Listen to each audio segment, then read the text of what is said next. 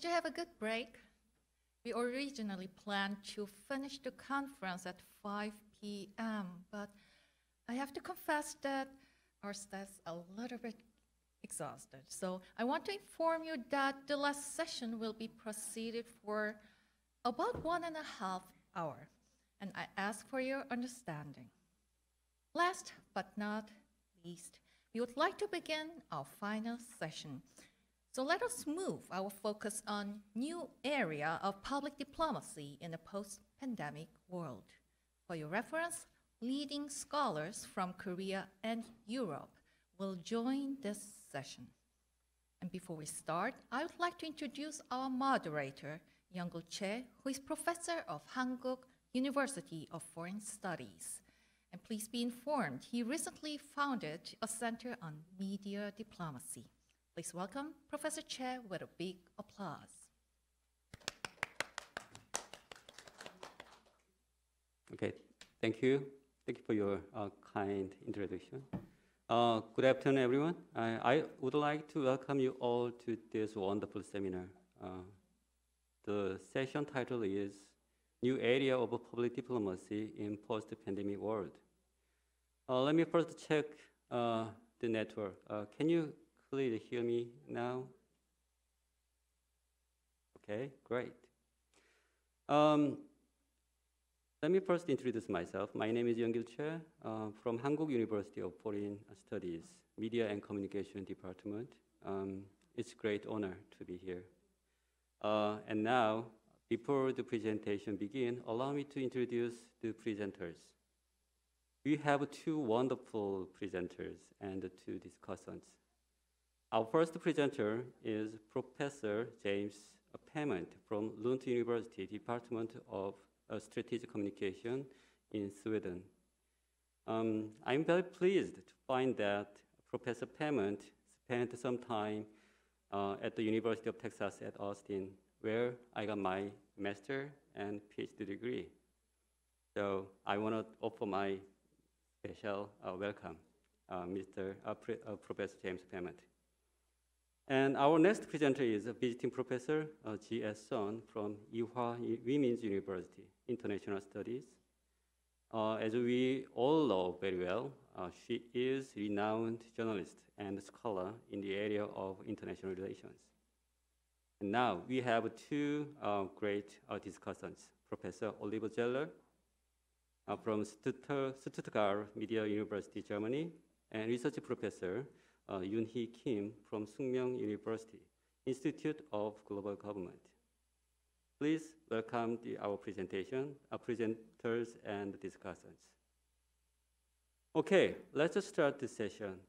In order to manage our time schedule, the session will be held for 90 minutes. Each presenter will have 25 minutes.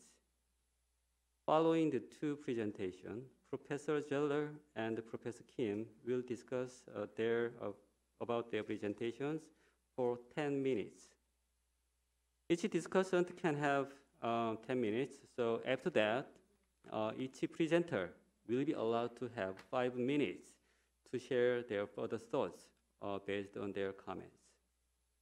Okay, without further ado, I would like to welcome our first presenter, Professor James Payment.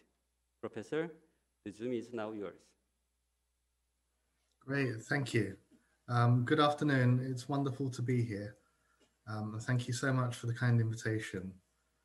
I'll now share my screen. Is this working okay? Let's see. Is this sharing okay? Yes, it's fine. Great, perfect, thank you. So what I would like to talk about today for my 25 minutes is public diplomacy in relation to foreign interference. And I think part of the question here is that in a lot of theories of public diplomacy, we tend to imagine in our minds that there are just two countries participating. There's the country that does public diplomacy, and then there's the host country that the public diplomacy is done in. So it's like a two-country model. of how public diplomacy works. But of course, in reality, we know that there are many disruptive elements between you and the audience that you're trying to reach and those relationships that you're trying to shape. And for the last 5 years now, I've spent most of my time working on these questions of the impact of foreign interference and of how you build communications capabilities in order to ensure that your public diplomacy and your messages aren't disrupted by someone else's behavior, that the foreign interference isn't able to have the effects that those who are trying to disrupt your communications want to have. And I think we've seen particularly during this year with the coronavirus, just how disruptive and how dangerous some of some of the problems in the information environment can actually be. So it's really in that context that I'm speaking today. And I'm going to really talk about 3 areas in some detail. The first is how you build an awareness of a situation, how you understand how disruption takes place, and how you track it and how you monitor for disruption. The second area is how you then use that information for data-driven decision-making. And then the third section is about how you then develop a kind of diplomatic or public diplomacy approach to communication in this context. And I'll end by spending some time talking about the skills that are necessary for a public diplomat today. So essentially, I'll end with a job specification. So if that sounds okay to you and interesting enough for the next 20 minutes or so, I'll continue. So the work that I've been doing, here's some examples of some publications that have come out in the last few years. As you'll notice, most of these are not academic books, but they're actually directly supporting practitioners. And that's really been the focus of my work for the last, certainly since 2016. It's been developing really hands-on, very practical operational guides for foreign ministries, for the equivalent of presidents and prime ministers' offices, but also with centers of excellence who work in this area. And developing toolkits, processes, models, all of the basic kind of tools that practitioners would use while they're dealing with foreign interference. And here's some of the organizations that my various teams, either at Lund University or at Carnegie, have been working with, where we've done training or worked on projects together with them. So I promised that I would begin by talking about situational awareness. Now, this is the original model that we came up with when we started working with the Swedish government on protecting the 2018 election. So back in 2017, together with some colleagues, we came up with a model that tried to explain in one picture how foreign interference takes place. Now, I can appreciate that this is a very complicated picture. It looks quite nice, but it's quite difficult to understand. So in developing it into like some hands-on guidance, we eventually came up with this. And this is part of a handbook that we developed for public sector communications professionals in Sweden, where basically every communications professional working in local government, in cities, anywhere in the public sector, was given access to a handbook that guided them through how to understand foreign interference. And so the model, we managed to boil it down into a much simpler stage. I will go back to the more complicated picture just to talk you through that as well. But we developed this model to help practitioners make sense of the information environment. And so starting from left to right, if you imagine that something happens somewhere, there's an event, It could be an announcement of a scientific breakthrough, perhaps the vaccine announcement. It could be a terrorist event somewhere, an explosion, but something is happening somewhere. And then you have experts and officials and sources, scientists, eyewitnesses. You'll have people who come out who are sources of what happened and who explain what happens to you. They say, yes, indeed, there has been an explosion. And maybe that would come from the police, or maybe the ambulance people would say 5 people were injured, or maybe a scientist would say, yes, we have, in fact, this discovery has been made and we can confirm that the information is valid. And then you have media and culture sources mediating that information. So they'll report on it, they'll collect together eyewitnesses, representatives, officials, build their own version of the story, and then communicate that through newspapers, television, the internet, etc. And this information then filters through your social context. So the public sphere, which could be you speaking to your friends. Did you hear that this has happened? Or it could be your friends on the internet where you're having a similar debate with people who you've never met in person. And eventually all of this filters through to you, and you make up your own decision about what you think is happening. The problem is that there are vulnerabilities built into each of these stages. So the experts and the officials who explain a situation, well, they can be bought, they can be fabricated, they can be, if you manage to bring in an expert who isn't actually an expert, who explains the science behind something, that can lead to false stories getting into the press. So we had examples of a news site traveling to Sweden, going to an area where there had been bad press about about violence in that area, and trying to pay young people to start trouble. So what you then have is sources, eyewitnesses, etc., who have actually been paid to create the story. And then you can have your own media and culture outlets. So you can develop your own news platforms that become sources of stories, but in fact, they're designed to support an organization's objectives. So they aren't following the same ethics of news as one might expect. Which means that there's an overall vulnerability in how media collects stories, how it proves that something's happened, and how issues are represented. There can also be a vulnerability in public opinion formation.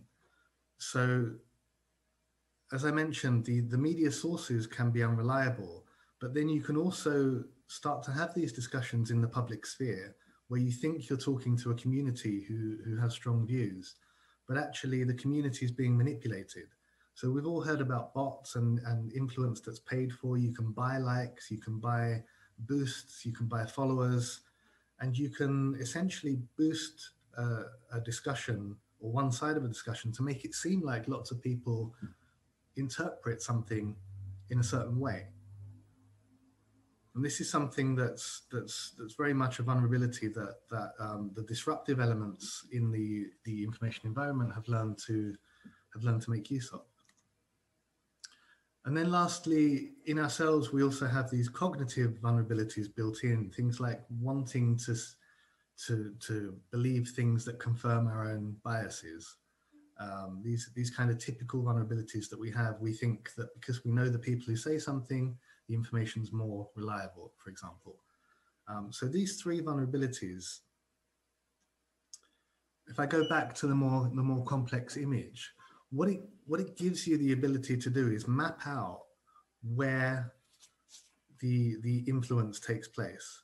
So for example, if we start now on the right-hand side, so the event that happened, or the evidence that's appearing, actually, you can target this area by, for example, forging a document or leaking information or creating these research centers that are actually your own creations, that are publishing research, like the tobacco industry did in the 1950s and 60s, creating this research that isn't genuine research. So that's one area where you can affect this chain and start to affect the information that's reaching people. And that's fine, because if you have experts who can then say, no, that's not a genuine document, and you have media that can then say, here's the story. The story is that someone tried to forge this information, or the story is that this research agency isn't real. Then the system rebalances, it self-corrects, and we don't really have too much of a problem.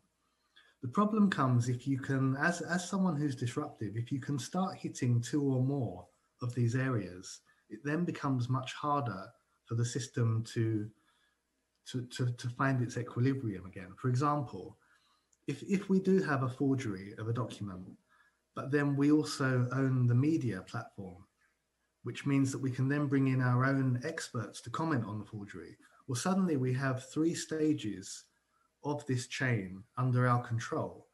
And it becomes much more difficult then for the public sphere and for you to make an informed decision about what's happening. So the purpose of this approach was really to find a way to try and map where the disruptive techniques can affect our decision making and this overall chain of how information circulates, and to map it out so that you can actually, if you want to, you can do a process study of how some disinformation or a hybrid attack or some kind of interference was structured. And it can help you make sense and better understand where the remedies can then take place. What's the weakness in our system that we need to correct? So it could be, for example, making our experts more available to the press. It could be training journalists and warning them about some of the issues that are happening, for example. The second area I wanted to talk about is data-driven decision-making. In this piece of work, which is called the Resist Counter Disinformation Toolkit, a large portion of the toolkit focuses on how you make decisions in complex multi-stakeholder situations. So this toolkit was written shortly after the Salisbury poisoning, where a lot of the learning in the UK government had come from how you bring together different stakeholders to solve a very complex problem that affects multiple areas of vulnerability at the same time. So for example, there were national security aspects of this. There was a public health aspect of it, but there was also reputational, staff safety issues, you know, an incredibly complex issue where the decision-making was happening with multiple stakeholders around the table. So it would be everyone from local government to public health to then your security policy people and the intelligence people and politicians who then have to go make statements. So how do you bring these people around the table and make informed communications decisions that reflect risk and the complexity of the situation? And that was really the challenge in creating this model. And so what we ended up developing, my team at Lund University, was a series of structured analysis stages where the information from media monitoring is basically put into some structured analysis tools, and you use this to then support decisions. So for example, working through which areas of your business areas a problem affects. Maybe it's a reputational issue, maybe it affects your vulnerable audiences, maybe it affects the climate of debate. Then working through the likelihood of this issue trending and becoming either something that is in a very limited corner of the internet where a few people are discussing this, but it's not really an important discussion, or where it's a headline story that affects your day-to-day work. And then working through these and some other kind of quite simple tables to eventually reach a decision of whether something is high priority. So basically it's headline news where we need to prepare for a crisis response, medium, which is more about proactive communications, or low, which means more shaping the information environment over a longer period of time. Developing these kinds of decision-making models is really important to public diplomacy, because often communication decisions are not very transparent. The director of communications will say, we're going to do this because I'm very experienced and I know what we should do. So we needed ways to really unpack the decision-making process so that others who don't understand communications can participate in those same decisions. And the third area that I wanted to talk about is multi-stakeholder or kind of diplomatic approaches to communication. And this comes from some work that I've been doing in the last year on the European Democracy Action Plan, which has been more of a policy-oriented piece of work, less operational. And what we found in developing this approach is that actually there are different kinds of problems, and these different problems need to be unpacked at first at the policy level in order for us to then understand how to respond to them.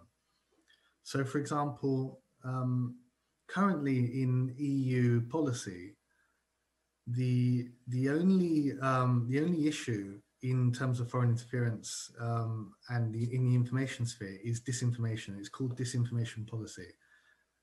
But for me, disinformation is a very specific thing. It's false information where there's an intent to mislead. And there are other terms that are also useful. So, for example, misinformation, which is unintentionally spreading false information. So I believe something and I spread it, but it turns out to be wrong. Oh, I made a mistake. Disinformation, I'm spreading it because I want to deceive people. But also these slightly more concerning terms, these slightly more concerning practices, influence operations. So coordinated activities where there's an intent to mislead, but actually through almost a campaign approach where there are several different activities happening at once in order to achieve an effect. And then foreign interference, where a state actor is behind those activities and is putting significant resources into undermining national security. And the reason these four terms are necessary is because the response, the communicative response, is actually quite different. You know, someone's spreading misinformation, so they believe something, but what they believe turns out to be wrong. That's really a question of public education. It's really a question of access to sources, of how a person builds their understanding of an issue. So the remedies, the countermeasures, and the communications need to emphasize these democratic aspects. How do we better inform people so that they don't spread incorrect information? How do we help people find the correct information? Whereas people who spread disinformation, the remedy is partly correcting what's out there, but also engaging with the people who are spreading disinformation and trying to disincentivize that. So maybe people spread disinformation because there's money to be made from it. If you create a website, you put up some stories that have false information, but you know there's a market for that information, so lots of people will click.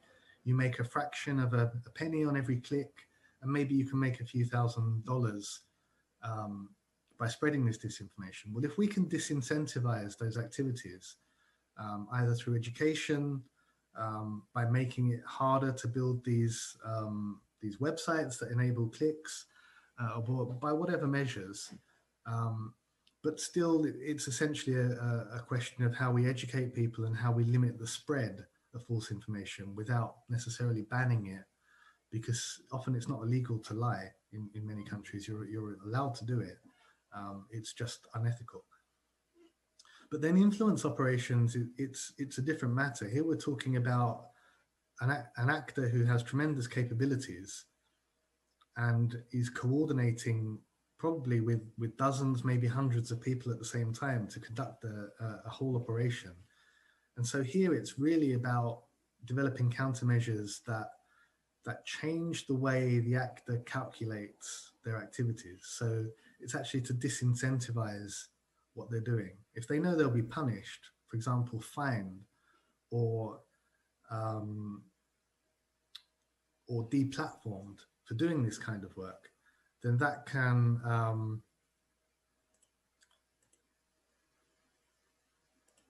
be a way of affecting that debate. And lastly, foreign interference, you have things like sanctions, you have travel bans, expulsions, these kinds of tools. So it really escalates in terms of the methods that you can use to countermeasure. And many of these come from the diplomatic toolkit. So lastly, I wanted to talk about the public diplomacy skills. Really, I think the modern public diplomat needs to understand how to assess the information environment, how to conduct situational awareness, and how to understand threat assessments and develop risk assessments. They need to understand what motivates these key audiences and what drives them. They need to understand the techniques of influence and their ethics, not just all of the typical techniques that we usually talk about, putting out press releases, doing exchanges, international broadcasting, but also some of the darker techniques, the influence techniques that go against ethical norms, and understand how they work together, perhaps with legitimate techniques to create an impact.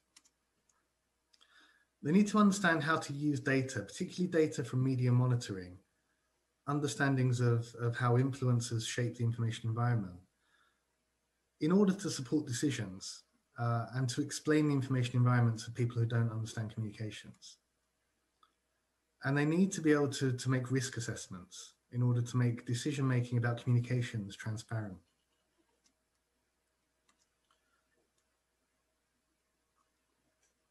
They need to understand how influencers and multipliers shape an issue, and understand that some influence techniques work well individually, others need to be used in combination, and through them, you can correct an incorrect image, you can communicate an accurate image, you can counteract negative influence and shape the information space. There are many different goals that you can achieve if you understand how to combine these different communication techniques. There's also a need to communicate risk and ambiguity. Sometimes it isn't clear exactly what's happening. Sometimes the assessments will be in terms of probability and not 100% certainty. The multi-stakeholder side of it is becoming increasingly important, and also that ability to coordinate and take a balance between soft measures, so communications, incentives, but also hard measures, disincentives, sanctions, deplatforming, these harder steps, leading actually into a sense of deterrence. In some aspects of public diplomacy, a deterrence aspect, don't do this against us because there will be consequences, is also part of how you minimize disruptive activities. So in conclusion, our dear colleague, Nick Cull, has argued that there's a securitization of reputation and the national image going on in public diplomacy at the moment. I think it's much more than that. I think reputation is the tip of the iceberg. This is about how we understand the very basics of public diplomacy, not as something between two countries, the country that does public diplomacy and the country that receives it, but as a much more complex communication environment in which disruption is just part of the environment. Developing structured analysis tools, structured processes is essential to moving beyond public diplomacy as we know it. And communication is the core of public diplomacy, but there are lots of other aspects I've been touching on now, including things like deterrence. And we shouldn't forget that underpinning this new public diplomacy is still the diplomatic approach, which means building partnerships, finding overlaps between interests and solving complex multi-stakeholder problems together. Thank you. Okay, thank you, Professor Payment. That was a really interesting and informative presentation. Especially, I cannot more than agree with your idea that structured analysis is much needed nowadays. Thank you again. Okay, then let's have our second presenter, Professor Jie-sun, please. Thank you. My presentation is going to be a lot more, I think we are in a stage where the sun is coming down better in a moment. This is what happens when you're doing virtual. You have to depend on elements like nature and the sun bending. Anyway, my talk is quite different. I approach it from a different perspective.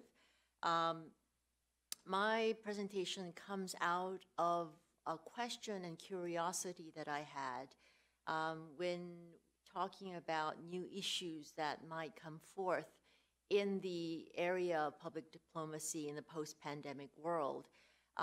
We have talked, and many of our previous presenters have talked about media, social media, things that have happened.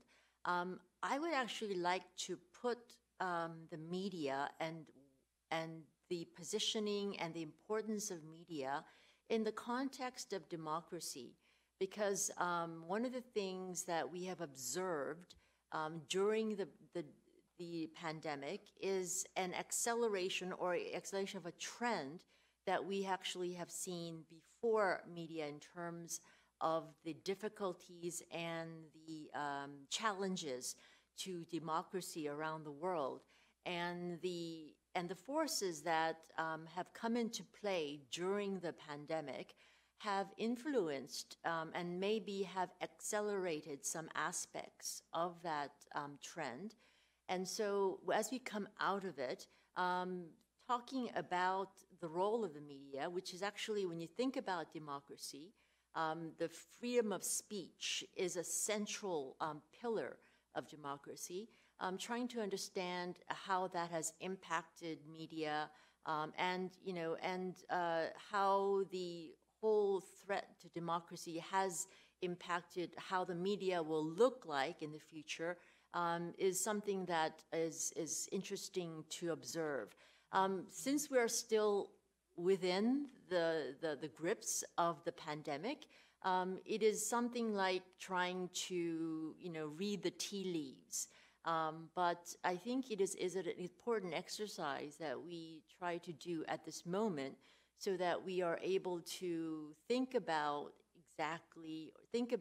the positioning of the media in the framework of democracy in the world that we are seeking to build or rebuild after the pandemic. So it's more of a talk aimed at starting a dialogue. So if we can think of it that way. As I talked about before, even before the pandemic, there has been concern about the democracy in crisis, the decline of democracy. Is democracy dead? Those are the titles of many well-known and best-selling books prior to COVID-19. And this trend in the global arena rose with the decline of multilateralism. When the United States, with Trump, America First, when they pulled back from the multilateral institutions, there was a lot of concern about whether the decline of multilateralism would mean that there would be a rise of nationalism, where every country would be fending for itself, and that the global concerns that need global cooperation, like climate change, like hunger, those kind of issues would not be dealt with. and would suffer a decline in development. So there was a concern even before COVID-19 about where the global society was heading. And then, of course, from the beginning of this year, COVID-19 hit, and it hit, this is one of the rare instances where almost every country in the world has gone through and experienced almost the same difficulties. So the experience of one country is not that different from, or the difficulties of one country is not that different from the difficulties of another. And just to talk about, what one country has gone through, in terms of the leadership and the governing of a country during COVID-19, a former Prime Minister of Norway, Prime Minister Bondevik, we were talking about his difficulties and his experiences in terms of what Norway went through, and it's fairly similar for every country. It was really they were trying to juggle a number of balls. One, to preparing healthcare, empowering healthcare to meet the challenges of this COVID-19, while at the same time dealing with the difficult business difficulties. Businesses were shutting down, restaurants were going out of business, travel agencies were exploding. So the difficulties, the jobs that were being lost, and really to help the people to survive the crisis was a commonplace challenge for most governments around the world. And so the governments in this kind of situation felt the need to balance this danger by putting forth control, need for effective control of the situation, of information, of the systems and the institutions that were in their country, at the same time allowing for a certain amount of democratic freedoms. Now, I just saw a new study by the Freedom House report that during this kind of crisis situation, what has happened is that many governments, and you think of it as sort of a natural development, many governments felt the desire, well, I shouldn't say desire, fell under the temptation of exercising more control, stricter control on their countries in order to go through and survive this COVID-19 crisis. And the Freedom House report that has just come out, titled Democracy Under Lockdown, and I urge you to read it, it's a fascinating report, has shown that global democracy has grown weaker during the pandemic. If you look at the, sorry, this is me. If you look at, my fault, if you look at the, what is happening during the pandemic, the COVID pandemic, this slide shows that is part of the Freedom House report that is showing that around the world, it's about 190 some countries that they've surveyed. 80 countries have actually seen their democratic institutions grow weaker. 111 countries have really pretty much sustained their democratic institutions, and only one country has seen their democratic institution become stronger. So you see that, the weaker in the red, about the same in the white, and you really don't see I don't see any, well, it's very, very small, blue spot on this global map, which shows that this is what has many governments have faced as they were trying to survive and come out of this COVID-19 situation intact. Now, when you think about democratic institutions, and the Freedom House report looked at the 5 pillars of democracy. The first one was transparency in terms of the democratic institutions, information transparency, and they found that 62% of surveyed respondents said that their the information really declined. There was the increase of distrust of pandemic-related information supplied by their governments. The second pillar, which actually we're going to focus on more, is that the freedom of free media and expression. 91 countries said that they faced more or increased restrictions on the news media as a result of the outbreak.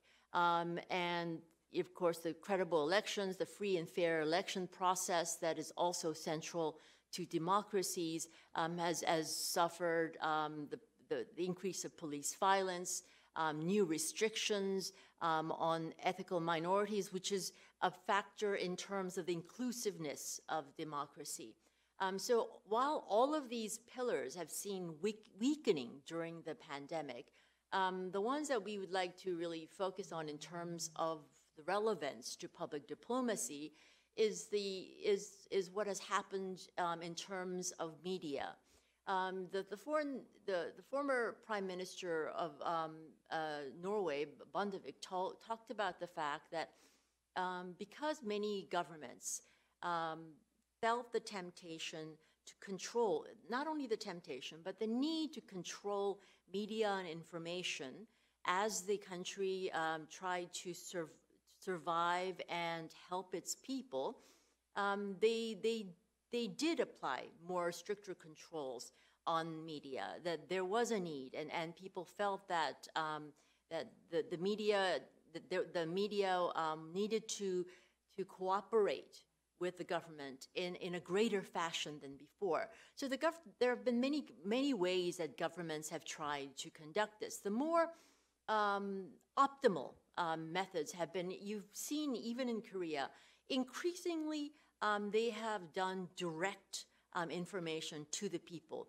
This is what you see in terms of, if you look at Korea, every day since the COVID-19 epidemic, I think since February, there have been daily briefings that have been aired live. There are no media in terms of interpretations for that briefing. So it is the information direct from the health authorities to the people. So there is a direct link, and therefore that allows for a certain amount of information that goes directly from the authorities to the people. So that's one way in terms of trying to improve the information that is relayed on to the people. But of course, that's not the only kind of information. There's a lot of other news stories that go surrounding the pandemic. And so this kind of information, news source, is one of the ways that the government has felt, they needed to address. In the process of this, and the Prime Minister Bondevik says that while in democratic institutions and democratic leaders have been trying to be very fair and open about it, the more weaker democracies or the more authoritarian governments have actually used this period to crack down and to really suppress media in ways that have gone beyond the need for accurate information. And so actually I like to use this example as much as possible because Maria is a really good friend of mine. Maria Ressa we work together at CNN, but her example is one in which Rappler is an online news media that she set up with her friends in the Philippines in the early part of the 200. I think it was 2012, something along those ways. But it's a really popular news media that has been very innovative in terms of how it relays information to the people, and it actually has been very popular among the younger generation. And so it has, Maria is a CNN person, so she's obviously a little bit more critical of governments than other media heads in the Philippines. But she has been sort of made the target of the Duterte government in the Philippines. She faces a libel suit. She was found guilty, and there is a very good chance that she will do prison time in the Philippines. But the other aspect of this that is very important to note is that even during the pandemic, you see her being one of the number of persons of the year that made the cover. Other media organizations took it upon themselves to really tell her story, and so she has been able to, that her story has not been left in the dark. But she is a minority. Many other media journalists who have tried to voice concern or opposition to authoritarian governments in this COVID crisis have been silenced in ways that we have no idea. And so, the Washington Post, which has the slogan "Democracy dies in darkness," we have been relatively dark to the media and the freedom violations that have been going on around the world, because every country in the world has faced their own COVID crisis, and so it has just not been. It has been very difficult for us to really focus on the more aspects of democracy, of press freedom, that would have maybe otherwise gotten greater attention. So this is one of the things that I like to say. Maria's doing very well, if anyone's interested. So the Freedom House report also agrees that media restriction has been one of the key government abuses during the pandemic. And the relationship between the government and the free press really has been put under a test. And we're still in that process of that relationship between the government and free press. We have seen, as I said, many authoritarian governments, weak democracies, place stricter controls on the media, have, sometimes call it censorship, but let's say it's control, a stricter control over the media. And so, the government has, and the more democratic institutions have really gone on to utilize different methods, such as direct channels of communications, press briefings, which is, as you see, not only in Korea, but when you see, the United Kingdom, France, Germany, Canada, whenever the important COVID-related developments happen, it is usually the leadership that come out directly to the people, and they actually utilize the media to present their case, to really be, to put forth the information, and to be honest with it, to be open with it, which is sort of not what you saw in the United States, but we'll get to that a little later. So that has been one of the ways that the more open and democratic societies have tried to deal with the challenges of working with the media during this very difficult time. Now, the Freedom House also talks about the fact that, okay, we're still not completely in a post-pandemic world, but so far on the lessons and what developments that we have seen so far, what are the recommendations and what can we possibly learn from this kind of development? And the recommendation that they have put forth is that that you have to, in order to be able to preserve democracy, ensure that a free and independent media can thrive and people can have access to fact-based information. The Prime Minister Bondovo also talked about the fact that, you may think that in the short term, stricter controls on the media may help you in terms of keeping your people safe or getting them through difficulties of a pandemic. But you have to make sure that it is a short-term solution, that you are looking at a more long-term effect of this kind of movement on your democracy. And these kind of media issues, the loss of trust, which have been prevalent even before the pandemic. I mean, a lot of other presenters have talked about it, so I won't really dwell on this. But the fake news, which is news that makes it look like real news, but is totally a lie. The misinformation, and then we have these things called post-truths or alternative facts.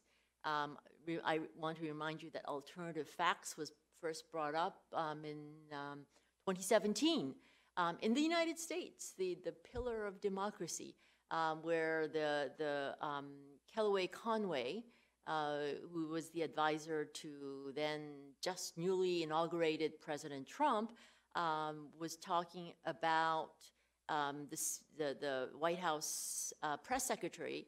And if you remember, it was him talking about that the people that attended the inauguration, Trump's inauguration, was bigger than that of Obama, which was not true. And when she was pressed about it, she asked that those were not lies, but alternative facts. So it became sort of what for a while in my house was considered, not a lie, but an alternative fact. Anyway, so, and there are many studies being done, and probably will need to be done a lot more after the pandemic in terms of really what kind of effect the media had during the pandemic. If you see this one, this is the Washington Post graph of how Fox News, which is a very pro-Trump news organization, in terms of how they treated and how seriously they took the pandemic. And it's sort of, even if you look at the March 15th, which was obviously at a time in the United States when the pandemic when the cases were rising, and it was heading into this awful peak during the summer. Even at that time, the main Fox News organizations, Tucker Carlson and Hannity, didn't really take the Fox News seriously, which is really in parallel with how Trump dealt with the pandemic. And so it showed that a press that really did not take its cues from facts, but from the political leaders, would have had this kind of effect on how a country felt about the pandemic. And if they had taken a different tone, would the United States been in a different kind of situation than they are in now? So all of these kind of questions need to be asked. A lot of studies need to be done on the role of the media and as a part of the pandemic, but also the role of the media in terms of its role in democracy. Democracy is, the free press is considered a pillar of democracy, but in terms of free press that disseminates divisive narratives, is that also a pillar? But how does this all run into what kind of world that we want to build post-pandemic? We have to think about the fact that in democratic institutions, there is really no fallback to a free press. And that, the media, in terms of media controls, it is not a long-term solution.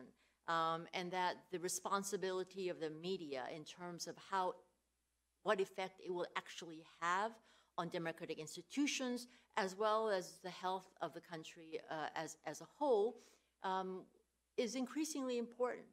And so all these kind of studies, I think, need to be done aggressively with the pandemic, as the pandemic era closes, hopefully, praying, and so that we are able to deal with the post-pandemic world in a better way. So that is the end of my presentation. Thank you, Professor. Thank you for keeping the time too.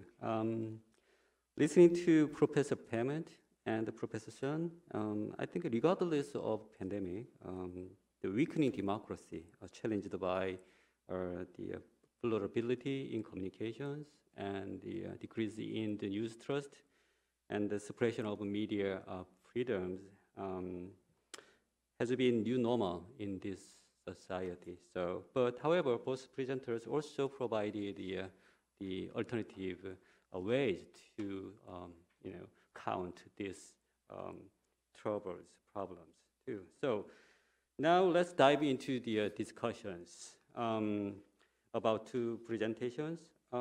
Professor Oliver Zeller, please join us with your thoughts. Please. Yes, hello. Good morning, and thank you very much. Good morning from Stuttgart here in Germany. And thank you, Professor Pament and Professor Son, for your presentations. Well, I only have 10 minutes, so let me try to summarize my thoughts. We had one plea for democracy and one plea for an enlarged concept of education, I would say. Sorry, my throat.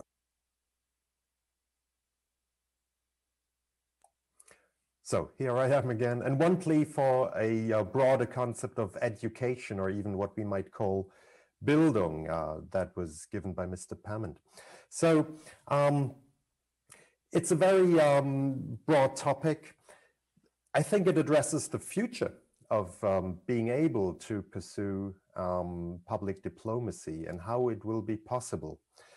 The dilemma, Mr. Pament, you mentioned very clearly, it's, well, the way that people use the media these days, social media platforms, online platforms, they are with us and they won't go away.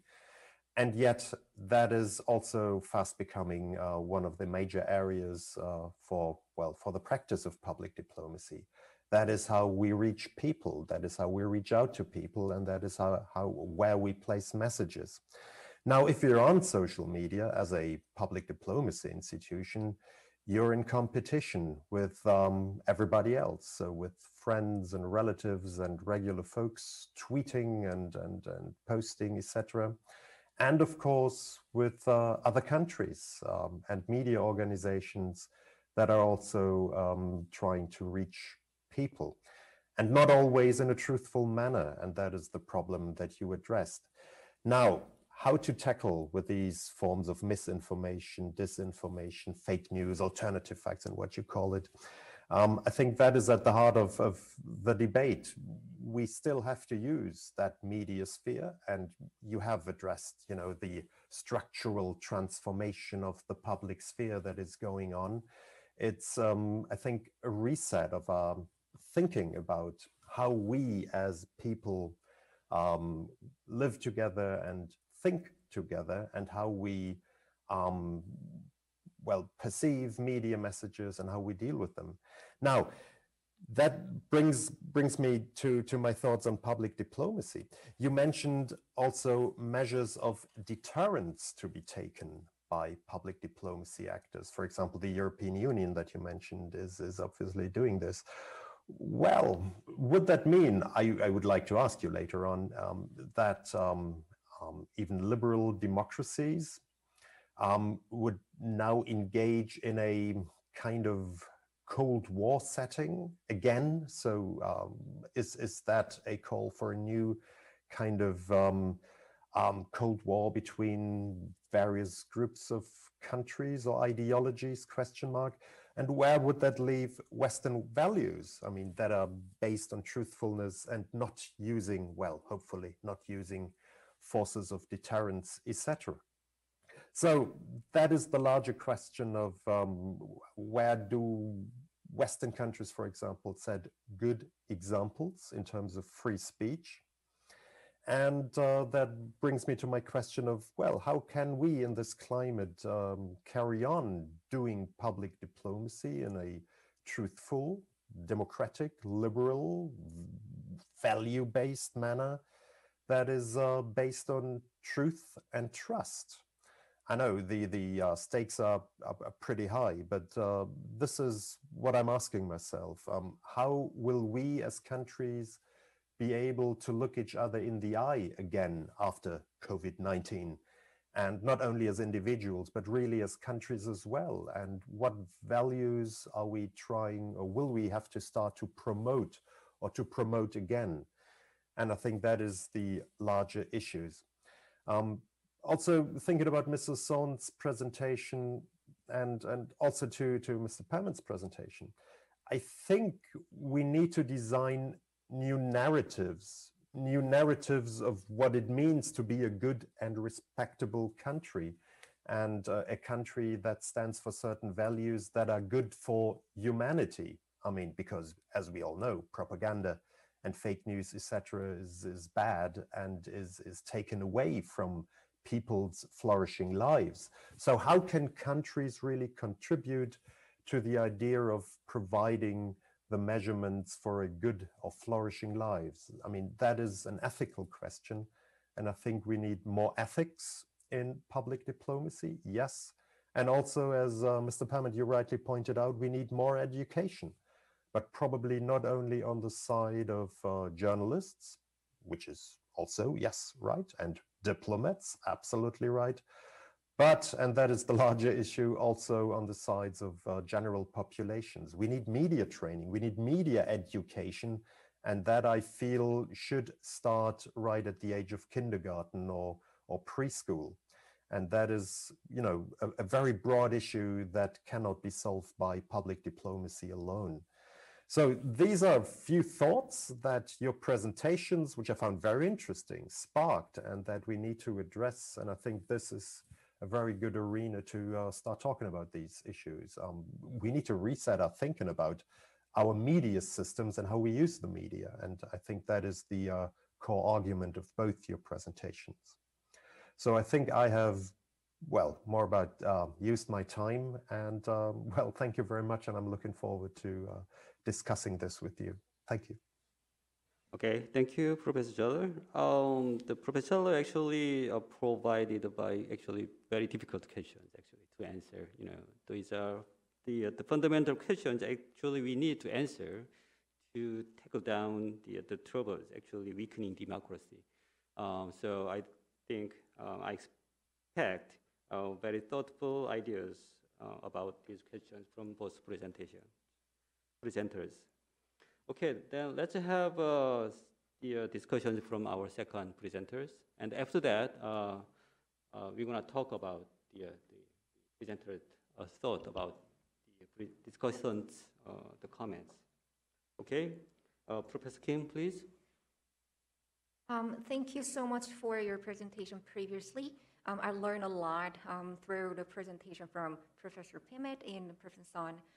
And to be honest with you, like Professor Pamet, I attended your presentation when I was my first year PhD at Durham University in England. It was really like nice to meet you through the although this is a visual conference.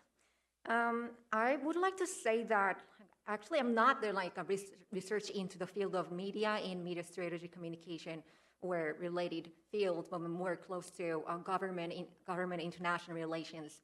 From the perspective of government international, this field, media is very important. Through the presentation, through Professor Pamet and Professor Son, we can say that media and politics are really hard to split or detach from one another.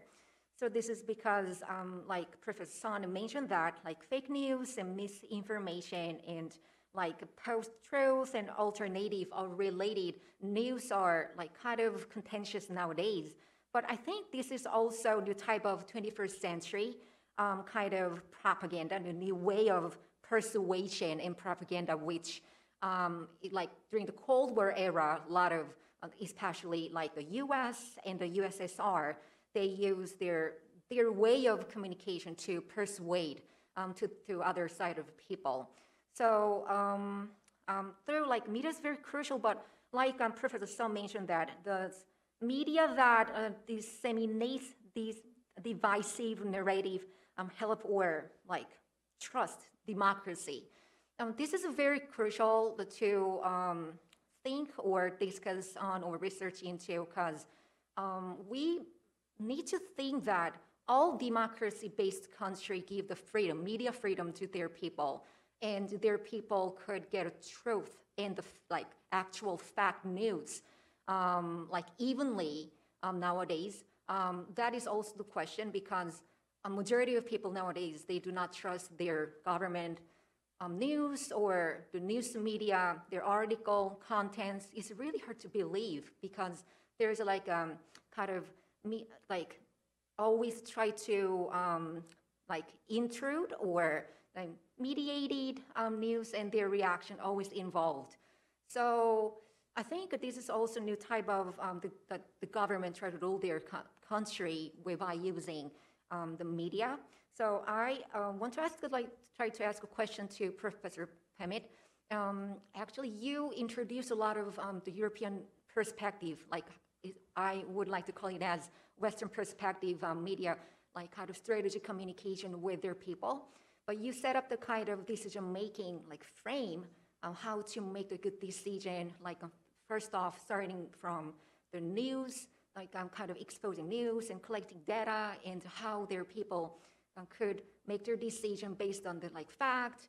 But this kind of decision could be different, or could be comprehended differently based on each country's political system, because some countries already well-developed democracy, but the other countries like still ongoing and need a lot of kind of their homework to be on their certain stage. So what is this kind of good kind of structure to have the good making, the decision making, based on like a kind of good media to other side of the world, which is not the European country. And I want to ask Professor Sung as well, like how can we kind of recognize and how can we get the truth of news from the news contents all over the world around us? How can we recognize it, and how can the government should establish some kind of criteria standard to avoid and like get rid of the kind of intervene like kind of sort of misinformation to their people? Thank you. Okay, thank you for your discussion. I think Professor Kim also agree with the ideas that provided by the presentation, that the media environment nowadays are also in danger, to meet the goals of the liberal democracy. So I guess we should talk hear from our presenters about the questions. So Professor Pemit, will you go first? Professors Sung and Kim, these were really interesting, stimulating questions. So in terms of deterrence and kind of democratic ways of deterring, there are some really interesting soft measures that can be taken, particularly in conjunction with the big digital platforms. So one of them, for example, is like platforms promote content, and that's part of their function. They take content that they think people will find interesting and they lift it up into your feed. So one option for them is actually to demote content that contains falsehoods. If something is identified as being disinformation or misinformation, no one has the right to have everything they say promoted. So the platforms could develop algorithms that demote certain kinds of content and don't bring them to your attention within your feed. Another thing they can do is adapt the way their services work and the terms of service depending on the size of the audience. Some people use, let's say Facebook, for example, to stay in touch with friends and just share interesting stories. Other people use it essentially as publishers and broadcasters. They may have hundreds of thousands of followers. And there should, in my mind, be different terms of services that gives different responsibilities to you depending on how you use the platform. Another issue is the media manipulation industry. Now, I'm sure that the YouTube video of this conference has many, many followers, but if you wanted a boost, I think within about 15 minutes, I could get you thousands of likes, comments, views for a couple of $100 that would completely change the appearance of how many people have viewed this conference. And you know, this doesn't have to be legal. Like this industry, you know, we can do things to make it harder for this industry to manipulate the media environment and make it seem as though, make it easy to change the appearance of things within social media. And I think the important thing here is to bear in mind that if we can stay within fundamental freedoms, but find ways of altering how these processes work, then we're not restricting anything. We're not taking away any freedoms. We're not censoring. We're just changing how things are promoted and the access to audiences that certain types of information have, rather than banning them or censoring them. And that, I think, is a democratic way of at least in the next few years developing a response. I don't think I have enough time to go through all of the questions, so I'll also address Professor Kim's question about developing countries. And I think it's a very, you know, I completely agree. The model I showed you was designed for Sweden and for other Western liberal democracies. It doesn't really apply very well to developing countries. I think the question is, how do you take the basics, kind of the fundamentals of some of these models, and tailor them to each context? Because every country is different. Every political system is a little bit different. Some of the laws around what you can and can't say are different, but also government capabilities are different. The exposure of digital media is different. The way people use digital media is different. Even the internet is different in some developing countries, where it comes through phones with Facebook, and that's your internet, you know. So I think there are some building blocks within some of the examples I've given you that can be tailored to developing countries. The problem is, you know, energy and resources. Somebody needs to do this work. People need to be trained. Again, it comes down to education, but also at the level of governments and academics and experts. But I think the building blocks are there. We need to keep working on developing and tailoring them to suit the different markets. But it's a huge job, and I agree with you that much more attention needs to be given to some of these developing countries, because the problems there are much more are incredibly significant, but don't get anything like the same amount of attention. Thank you. Thank you, Professor Payment. He suggested several actually ways to tackle the problems we have.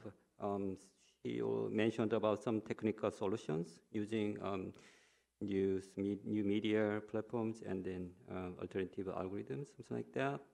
And then he also mentioned about the, actually he emphasized, even though we are facing some challenges of liberal democracy, he actually seems like emphasize we need more democratic ways to solve the problems. And he also mentioned he he agreed with the Professor Kim's idea that developing countries have asymmetrical powers in solving these problems. So actually, each country needs to tailor some models into their context. So those are very thoughtful answers to the questions. Okay, Professor, please share your ideas about their comments. Thank you. Thank you for the very interesting comments. And actually, I really loved Professor Pamnan's presentation as well. I learned a lot. I especially liked your comment about how you could really change the algorithms and you know and have people. It seemingly like that we'd have hundreds of more viewers than we did, and I have to admit the temptation was there, and so so there is that aspect of it. But I also think that there's a Chinese proverb that, or I don't know if it's Chinese, it may be Korean. It's 권선징악, which means that the good are awarded and the bad are punished. So in some ways, I think I'm optimistic about democracy because of what is happening in terms of the overall. The studies and more and more, and we're still not at the end, so we'll have to see at the very end how it goes. But more and more it seems that the more democratic governments actually are faring better in the COVID, in the fight against COVID, in keeping their people safe, in getting their economy back on track faster.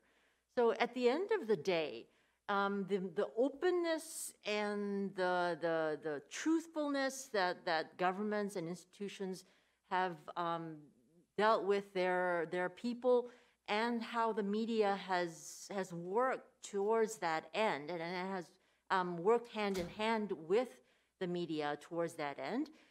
It seems to be working better than most authoritarian governments that have tried to control the media and try to do it in that way. So at the end of the day, that may be one of the ways that that shows that a free press, a trusted press in a democratic institution is a good way to go, and maybe a good sign for even other developing countries as well.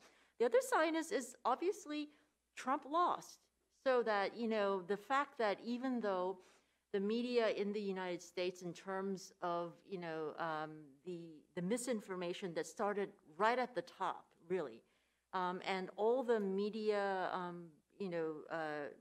workings that he had tried to do in terms of sidelining a great size of the media as fake news, and only dealing with the media that he likes, or creating ones, sidelining them as soon as they said anything that he didn't like.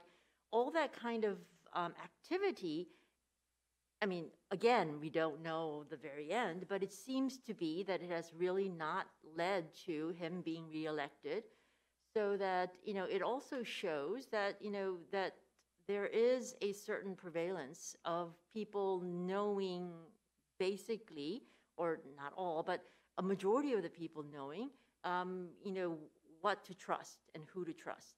And hopefully that sends a good message to the media as well, so that there is a correlation between truth and trust and responsibility, so that people understand after the pandemic that fake or misinformation has consequences. And so we have to come up with either, whether it's algorithms or with education, a way to better deal with media and the information that we are being exposed to. Thank you. Okay, thank you. Actually, I have a question. Actually, this is not my question, because I think this is the Professor Jeller's question. Actually, I don't think both of the presenters didn't answer to the Jeller's question. I think Professor Zeller believes that this society in general is not progressing anymore because I think he believes that the society, which is based on the fundamental values, including the trust and the cooperation, something like that, which are also fundamental beliefs of liberal democracy. These are not actually working nowadays. And then we have this kind of the vulnerabilities in communication and media systems, which are also structured based on the belief systems of trust and cooperation. So I think the Professor Zeller asked you guys that are there any alternative values?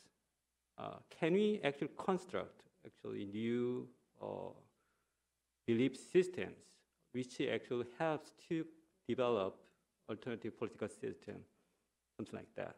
So, Professor Zeller, is that your question? If I'm wrong, just correct me. No, you're furthering up on my question. Yeah, well, that's the most fundamental question, I think, to be asked, and it's very difficult to answer. I think the values are there already in principle. I mean, it's trust, truth, democracy, liberal democracy, and so on, the rule of law, and yes, let right be done. But how to, well, reenact this idea and how to bring it back into public discourses. I mean, within liberal democracies, it is already difficult enough given the barrage of fake news. But what about all the other 2/3 of this planet where democracy is not the major form of rule? So this is problematic. And also to Mr. Pament, I mean, I like the idea of demoting certain undesired content, by way of twitching the algorithm. But then how realistic is that? Is that possible? Because all these algorithms that we're talking about, belong to companies like Facebook and the Google Alphabet company and so on. These are black boxes. We don't have really access to them. We barely understand them and how they work, how they function. But can we really tweak them? Can we really change them? I don't see it. Realistically speaking, I don't see it. So this is a huge problem for the future of global dialogue, etc., and also within nations. Okay, Professor Pament? I think of GDPR. Is everyone familiar with GDPR, the information privacy laws that the EU created a few years ago? And it's very complicated. I don't think anyone understands it, but it's become sort of a global standard because any US company where any of the data may end up passing through the EU has to comply with GDPR. And it makes me think that there is still, even in 2021, the opportunity for an institution with some influence like the EU to create a standard for its member states that could end up becoming a standard for democracies everywhere.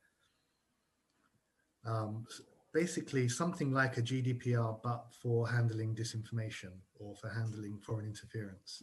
And if that were the case, I think it would be more likely that the big digital platforms would put more resources into complying, because what they don't want, what they're really afraid of, is having to deal with 200 different markets and comply with different laws in each of those different markets and tailor their services to any greater degree. If there's one standard that the majority of democratic countries uses, they're more likely to commit to that, which then means that those principles would be more attractive to developing countries who are also updating their laws. What I mean to say by this is that if I can be optimistic, there is a pathway to creating a set of rules, a set of norms that could apply, that could solve some of these problems. It is very optimistic, but it's there. It has been done in other areas. It could happen. Let us all be optimistic. Yes, I agree with you. Okay, I think we don't have any other choice, do we? I think we need to be, staying optimistic in trying to find some alternative ways to solve this kind of mistrusted sphere of information. Okay, I think our time is up. Before we finish this session, let's check with the audience. Do you have any other question from the floor?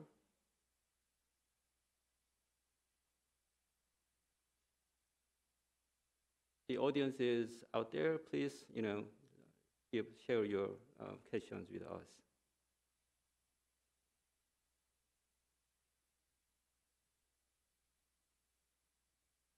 Okay, I think this is kind of far from the optimistic about the possibilities that we have, the question from the audience.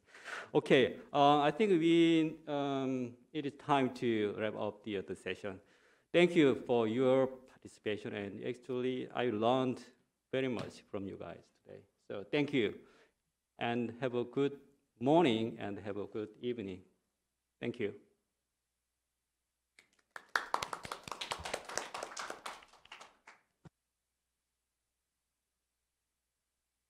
Thank you so much, Professor Che. What a thought-provoking session. I thought how great it would be if we could invite all moderators, presenters, discussants here to Korea and have a second round of in-depth discussion. So I pray for this opportunity next time. And that concludes our conference for today. I'm glad we have a very productive and interesting discussions today. And I hope our participants had a chance to learn more about the current trend of public diplomacy. Finally, on behalf of the Korean Association for Public Diplomacy, I would like to thank all presenters and all discussants for taking precious time out of your busy schedules. Once again, thank you for all participation today. Please stay safe. I ask for your continued support and interest in our association. 감사합니다.